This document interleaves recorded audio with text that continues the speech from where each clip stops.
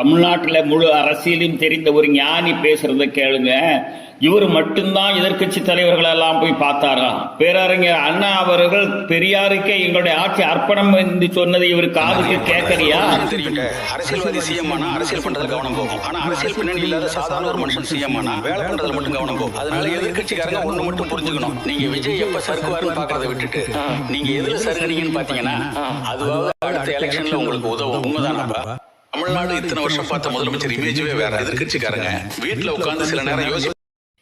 ஆமாம், அரசியல் தெரியாதவர் அரசியலுக்கு வந்தால் அவர் வேலைகளை மட்டும்தான் பார்ப்பார். அவருடைய வேலை என்ன? நடிக்கின்ற வேலை. ஒவ்வொரு நடவடிக்கையும் பாருங்கள், அதனுடைய சினிமாவினுடைய தாக்கம் எந்த அளவுக்கு இருக்கிறது என்பது உங்களுக்கு தெரியும். வயது அரசியல்வாதிகளுக்கு இருகின முகமாம். உனக்குத்தான் இருகின முகமாக இருக்கிறது. எந்த அரசியல்வாதி அரசியலிலே தன்னுடைய இருகின முகத்தை காட்டினார்கள்? எந்த நேரத்திலேயுமே அவர்கள் சிந்தனையில் இருப்பார் என்பது மாறுபட்ட கருத்து கிடையாது. ஏனென்று சொன்னால் நாட்டினுடைய நிலையினை பற்றியே சிந்தித்துக் கொண்டிருப்பார்.